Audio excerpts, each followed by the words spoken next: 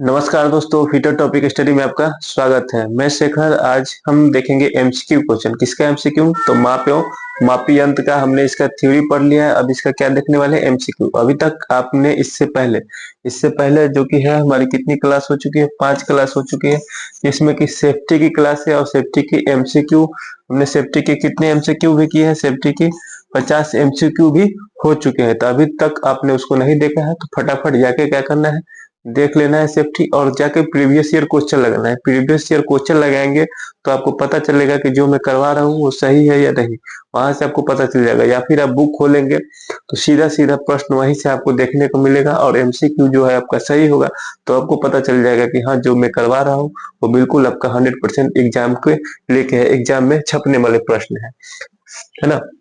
तो आज एमसीक्यू में देख लेंगे। इसका थ्योरी हमने कर रखा है और मैंने इसके प्लेलिस्ट में 2-3 एमसीक्यू, लगभग 50-50 एमसीक्यू के 3 वीडियो है, ठीक है, ऐड किया है। लगभग 150 एमसीक्यू ऐड किया है।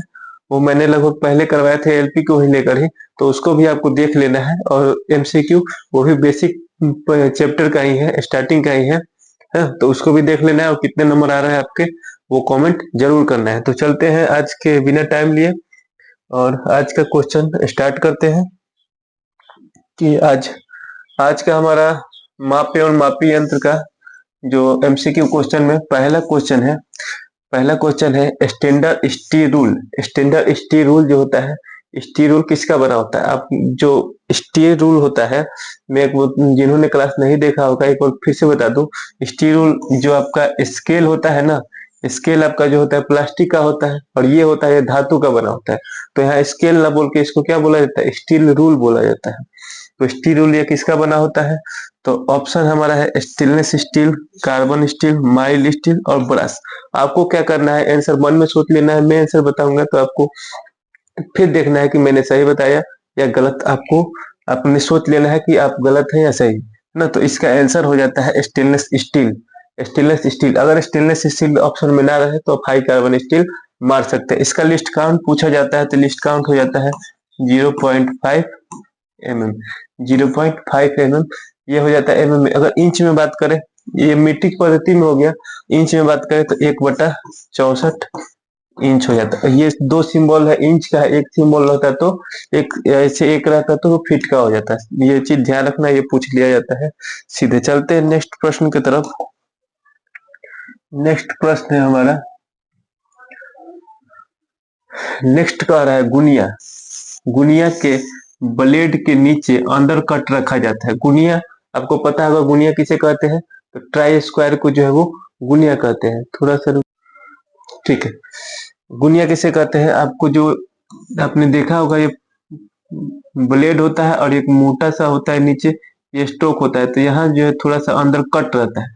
यहाँ से आपने अगर देखा होगा तो यहाँ कट का निशान रहता है। ये बंदूक नहीं समझना है, बंदूक नहीं है। तो किस लिए दिया जाता है? तो ऑप्शन है सुंदरता के लिए, सही मापने के लिए, जॉब पर कॉर्नर को स्थान देने के लिए, उपरोक्त में से कोई नहीं। तो ऑप्शन हो जाएगा यहाँ पे option C will be the correct answer हो जाएगा। वो कैसे? तो यहाँ कट दिया रहता है, कोई जॉब हो गया, जॉब मान लीजिए कि एक जॉब हो गया, लोहा का जॉब है, उसके कॉर्नर पे जो निकलता है बर, यहाँ पे जॉब पर कॉर्नर को स्थान, कॉर्नर पे बर वगैरह हो जाते हैं, तो उसी से आपको राइट एंगल चेक करने में डिस्टर्ब ना करे, उसीलिए कोने पे हल्का सा कट दिया रहता है। आप जब देखेंगे टाइल्स को तो पता चल जाएगा। तो राइट आंसर क्या हो जाएगा? ऑप्शन सी राइट हो जाएगा, जॉब पे कॉर्नर को स्थान देने के लिए। चलते हैं नेक्स्ट क्वेश्चन की तरफ। नेक्स्ट क्वेश्चन है हमारा, नेक्स्ट क्वेश्चन है कैलिपर निम्न में से किस धातु के बने होते हैं? कैलिपर किस धातु के बने होते हैं? तो ऑप्शन है आपका tool steel, mild steel, carbon steel या पीतल। तो कैलिपर जो कि बने होते हैं आपके किसके बने होते हैं? कैलिपर सब जो बने होते हैं वो माइल्ड स्टील के बने होते हैं। चलते हैं नेक्स्ट क्वेश्चन की तरफ। नेक्स्ट क्वेश्चन है हमारा, नेक्स्ट क्वेश्चन है हमारा 4 नंबर का। नेक्स्ट क्वेश्चन है, इसको कहा जा रहा है, देखिए जैनी कैलिपर को कहते हैं, जैनी कैलिपर को कहते हैं, देखिए ट्रांसफर कैलिपर, मार्किंग कैलिपर या फिर हार्माफोर्डाइट कैलिपर या उपरोक्त में से कोई नहीं। तो इसका ऑप्शन राइट हो जाएगा सी, हार्माफोर्डाइट कैलिपर। ये बहुत पूछा जाता है, इसको भी वीआई में लेके चलेंगे ना। ये पूछ लिया जाएगा आपसे, और पहले भी पूछा गया एग्जाम में। जेनी कैलिपर को क्या कहते हैं? हर्माफ्रोडाइट कैलिपर, या फिर इसको ऑड लेग कैलिपर भी बोलते हैं। ऑड लेग कैलिपर क्या बोलते हैं? Odd leg calliper, odd leg calliper के नाम से भी इसको जाना जाता है। ये भी पूछा जाता है कि इस कैलिपर को 3 नाम से जानते हैं, तो इसी को जेनी कैलिपर को ही 3 नाम से जाना जाता है। चलते हैं नेक्स्ट क्वेश्चन की तरफ।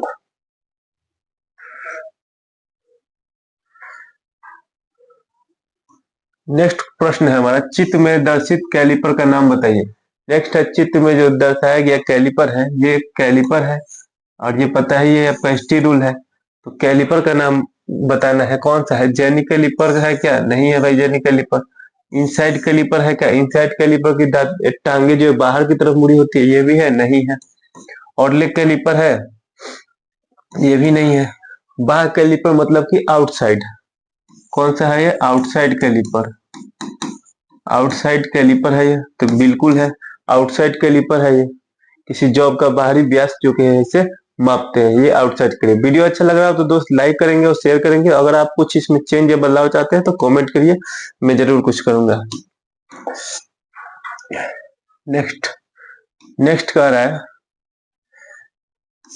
चित्र में दिखाए गए जेनी कैलिपर में, चित्र में दिखाए गए जेनी कैलिपर है, देखिए एक टांग मुड़ा हुआ है, तो पहचान कौन सा है? जेनी कैलिपर है। एक्स एक्स ये वाला भाग देखिए, एक्स ये वाला दिखाया जा रहा है, एक्स से दर्शाए गए भाग का नाम बताएं। तो कहा जा रहा है एडजस्टेबल डिवाइडर पॉइंट, ये नहीं है। बेंट लेग, मुड़ा हुआ लेग है, तो बिल्कुल ये बेंट लेग है। ऑड लेग कैलिपर तो इसका नाम होता है, तो लोग में से कोई नहीं, तो इसका क्या हो जाएगा? ये है बेंट लेग है, बेंट लेग है ये। चलते हैं नेक्स्ट की तरफ। नेक्स्ट है हमारा,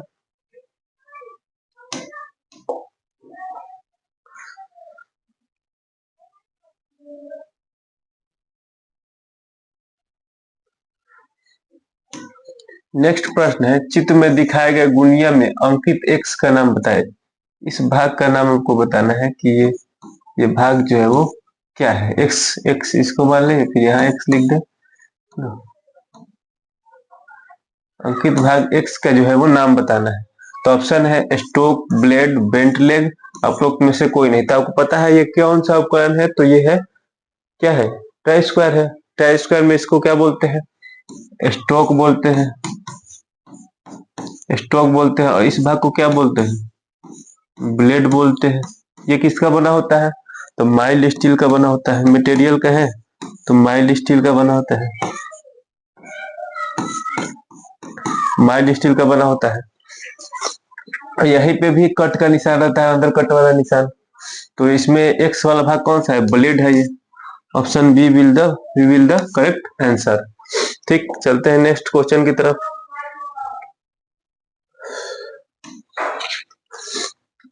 8वां नंबर प्रश्न है, गुनिया का साइज लिया जाता है। गुनिया का साइज कहाँ से लिया जाता है?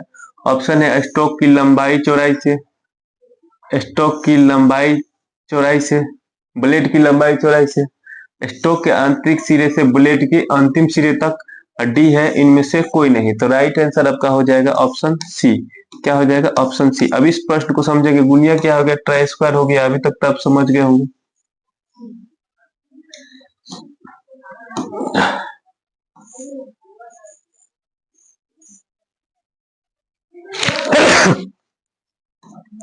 देखिए यहां से कह रहा है स्टोक के आंतरिक सिरे, स्टोक के आंतरिक सिरे से यहां से लेके और यहां तक की दूरी को क्या बोलते हैं? ये यहाँ टच कर जाएगा, इसको बोलते हैं गुनिया की लंबाई बोला जाता है। गुनिया का साइज यहीं से लिया जाता है, गुनिया कितना जो है कि लंबा है।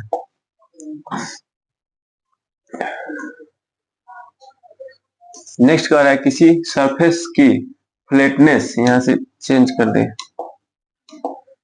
किसी सरफेस की फ्लैटनेस और स्क्वायरनेस को चेक करने के लिए निम्नलिखित में से किस इंस्ट्रूमेंट का, उपकरण का प्रयोग किया जाता है? ऑप्शन है गुनिया, गुनिया, slip gauge, vernier height gauge, या फिर बेवल गेज। तो स्क्वायरनेस वगैरह सबसे चेक करने के लिए और फ्लैटनेस चेक करने के इसका प्रयोग किया जाता है, गुनिया का प्रयोग किया जाता है। Option A will be the correct answer हो जाएगा।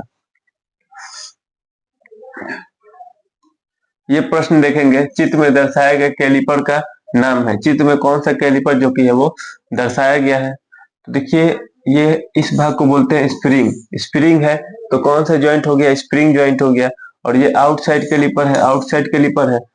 अगर स्प्रिंग नहीं रहता तो ये वाला ना रहता तो फर्म ज्वाइंट हो जाता। आपको मैंने बताया था दो टाइप के होते हैं, फर्म ज्वाइंट और स्प्रिंग ज्वाइंट।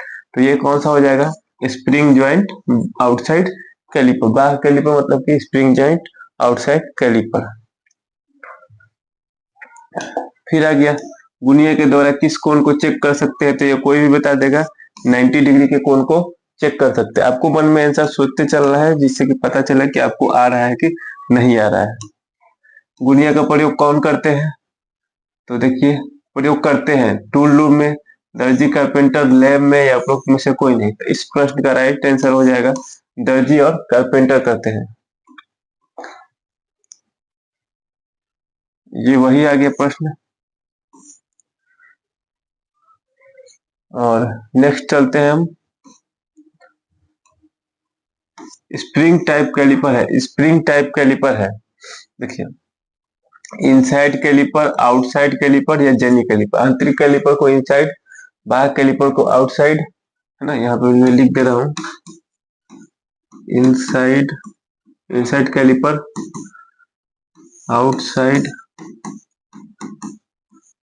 इसको बोलते हैं जेनी, जेनी कैलिपर। ठीक है, तो जेनी कैलिपर जो कि स्प्रिंग टाइप नहीं होता है, लेकिन ये दोनों होता है। तो option C, option D, option D correct answer हो जाएगा। चलते हैं नेक्स्ट, चित्र में दिखाए गए कैलिपर का नाम बताएं। चित्र में जो कैलिपर दिखाया गया है वो कौन सा कैलिपर है? तो यहाँ देखिए, इसकी टांगे जो कि है वो किसकी तरफ है? बाहर की तरफ है। टांग अगर बाहर की तरफ मुड़ी हो तो कौन सा कैलिपर हो जाएगा? आंतरिक कैलिपर, मतलब कि इनसाइड कैलिपर। कौन सा हो जाएगा? Inside calliper. और ये कौन सा ज्वाइंट है? ये फर्म ज्वाइंट इनसाइड कैलिपर है ना। ये भी पूछा जा सकता है। ये देखेंगे, निम्न में से जेनी कैलिपर को पहचानिए। 4 इमेज दिया गया है, आपको बताना है कि इनमें से जेनी कैलिपर जो है वो कौन सा है। तो जेनी कैलिपर आपने अगर थ्योरी पढ़ा होगा तो आपको पता है उसकी एक टांगे मुड़ी हुई होती है। तो इसी की टांगे मुड़ी है, ये दोनों की तरफ बाहर की तरफ है, इसके अंदर की तरफ है ना। तो जेनी कैलिपर कौन सा है? तो यही वाला है, ऑप्शन ए। ऑप्शन ए इसका राइट आंसर हो जाएगा।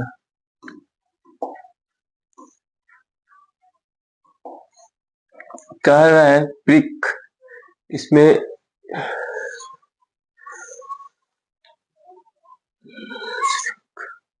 ये प्रिक नहीं है, इसको हम लोग क्या कर लेंगे? श्रिंक कर लेंगे, श्रिंक। श्रिंक रूल का इंच वास्तविक इंच से कितना बड़ा होता है? तो इसका आंसर हो जाता है ऑप्शन बी, 1/16 इंच से, 1/16 इंच से 3/16 इंच प्रति फुट जो कि है वो होता है। चलते हैं नेक्स्ट क्वेश्चन की तरफ।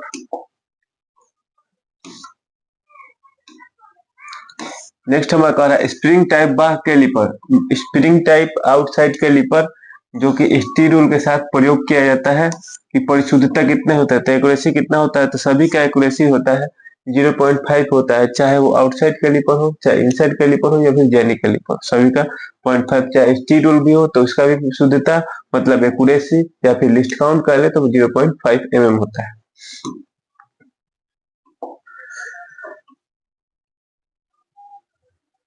देखिए, आ ही गया एक कैलिपर जो कि 3 नामों से जाना जाता है। कौन सा कैलिपर 3 नामों से जाना जाता है? तो जेनी कैलिपर को 3 नामों से जाने जाते हैं। एक हो जाता है ये, पहला नाम तो ये हो गया, और दूसरा हो गया आपका odd leg, odd leg calliper, और तीसरा हो जाता है हर्माफ्रोडाइट कैलिपर। क्या हो जाता है? Hermaphrodite calliper. तो 3 नाम इसके हो गए। कहा जा रहा है खांचे की चौड़ाई को मापने के लिए निम्नलिखित में से किसका प्रयोग करेंगे? खांचे की चौड़ाई को मापेंगे तो मान लीजिए कि यहाँ से हमारा इसके बीच में अगर स्लॉट कोई बना है, इसके बीच में अगर कोई स्लॉट बना है, स्लॉट बना है, दो जॉब के बीच में अगर कोई स्लॉट बना है, तो इसके अंदर स्लॉट की चौड़ाई को मापने के लिए आउटसाइड तो मापेगा नहीं, आउटसाइड तो बाहर से मापेगा। तो इसके लिए आंतरिक कैलिपर, आंतरिक कैलिपर मतलब कि इनसाइड कैलिपर का प्रयोग किया जाता है। जो दोस्त मेरे वीडियो को लाइक नहीं किए लाइक कर देंगे और अपने दोस्तों के साथ शेयर भी करते चल रहे हैं, क्योंकि सभी क्वेश्चन जो है वो आपके इम्पोर्टेंट है। कैलिपर का साइज दिया जाता है। अब आया सवाल कि कैलिपर का साइज, कैलिपर में कोई भी कैलिपर ले लेते हैं, जैसे कि आउटसाइड कैलिपर हो गया, ये है ना, आउटसाइड कैलिपर हो गया। तो साइज कैसे लेते हैं? पॉइंट के मध्य से रिवेट या पीवेट बोलते हैं उसको, पीवेट के मध्य से लेके पॉइंट तक, यही इसका जो है कि है वो साइज होता है। पॉइंट से रिवेट के मध्य तक, पॉइंट से रिवेट के मध्य तक। कहा जा रहा है चित्र में दर्शाए गए गुणिया द्वारा कौन सा परीक्षण किया जा रहा है? गुणिया द्वारा कौन सा परीक्षण किया जा रहा है? तो जो कि है वो समतलता चेक किया जा रहा है। तो समतलता हो गया। अगर यहाँ से चेक करते तो ये वर्गकारिता हो जाता है, स्क्वायरनेस हो जाता है। तो option B will be the correct answer हो जाएगा। फिर कहा जा रहा है एक इस्पात पैमाने का मापक सूक्ष्मता, सूक्ष्मता मतलब क्या हो गया कि सूक्ष्म कितना माप सकता है? तो 0.5 mm की एक्यूरेसी में ये माप सकता है। 0.5 ना लिख के 1/2 mm भी लिखा जा सकता है। तो घबराना नहीं है, ध्यान से आंसर करना है, ये नहीं सोचना है कि ऑप्शन में है नहीं। नेक्स्ट क्वेश्चन है हमारा कि एक यार्ड या एक गज कितने इंच के बराबर होते हैं? तो 36 इंच के बराबर होते हैं, इंच में पूछा गया है। फिर 26 नंबर क्वेश्चन है एक माइक्रोमीटर किसके बराबर होता है? तो एक माइक्रोमीटर बराबर 0.001 मिलीमीटर के बराबर होता है। ये सब सीधा पूछ लिया जाता है, याद रखना है आपको।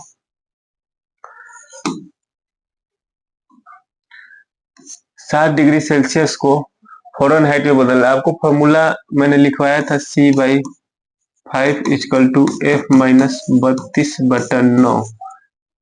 सेंटीग्रेड को फ़ारेनहाइट में बदलना है, तो 60 डिग्री सेल्सियस को फ़ारेनहाइट में बदलना है।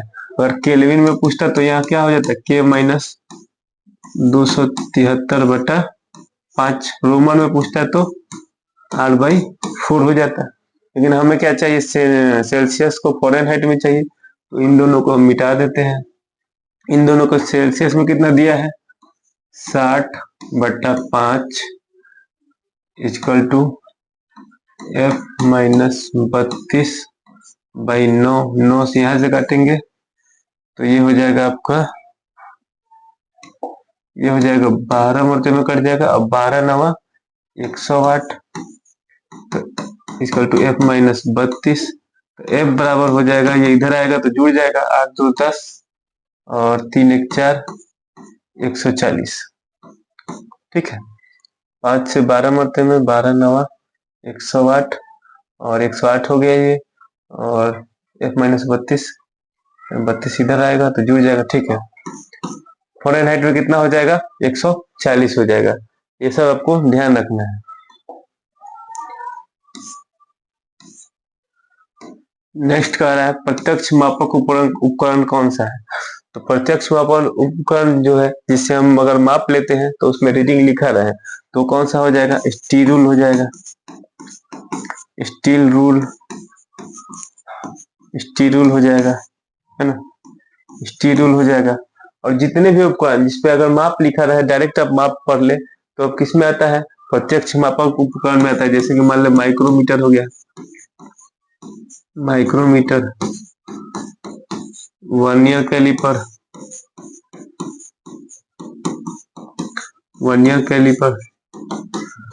अगर इसका लिस्ट काउंट की बात करें तो माइक्रोमीटर का लिस्ट काउंट हो जाता है 0.01 mm, इसका हो जाता है 0.02 mm। ये लिस्ट काउंट आगे पढ़ना भी है और आगे पूछेगा भी, है ना। अगर ये आप याद कर लेते हैं तो किसी सेट में ये जरूर आपको मिल जाएगा पूछा हुआ। नेक्स्ट है 1 मिलीमीटर बराबर है, 1 मिलीमीटर किसके बराबर है?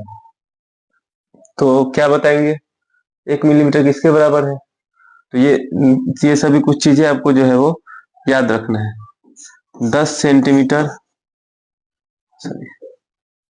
1 सेंटीमीटर बराबर 10 mm। तो 1 mm अगर हम यहाँ से निकाल लें, 1 mm बराबर 1/10 सेंटीमीटर हो जाएगा, मतलब कि 0.1 सेंटीमीटर हो जाएगा। है ना, ये हो जाएगा। या फिर ये जिसमें पूछना चाहे आपको कुछ मान होगा, आपको याद रखना पड़ेगा। या फिर 1 माइक्रोन बराबर, माइक्रोमीटर बराबर, माइक्रोन बराबर होता है 1/1000 मिलीमीटर। या फिर इसको अगर हम देखें तो 1/1000 ना लिखे 0.001 mm भी लिखा जाता है। एक अगर वही 1 mm में बात करें, 1 mm अगर हम यहाँ से ले लें, 1 mm बराबर 1000 माइक्रोन हो जाता है, 1000 माइक्रोन हो जाता है। तो ये सभी पूछ लिया जाता है, आपको जो है वो याद रखना है। नेक्स्ट हमारा है, और आज का लास्ट क्वेश्चन है कि 25.4 mm किसके बराबर है? तो एक सेंटीमीटर के, 1 सेंटीमीटर बराबर होता है 25.4 mm के। वही अगर 1 इंच की बात करें, 1 इंच की बात करें तो 2.54 सेंटीमीटर आपका जो कि है वो हो जाता है। तो ये क्वेश्चन आपको कैसा लगा? उम्मीद है अच्छा लगा हो क्वेश्चन। अगर आप पीवाईक्यू वगैरह करते हैं तो आप देखेंगे क्वेश्चन आपको जरूर मिलेगा। वीडियो अच्छा लगा हो तो वीडियो को लाइक और अपने दोस्तों के साथ शेयर करें। वीडियो देखने के लिए बहुत बहुत धन्यवाद। Thank you for watching this video.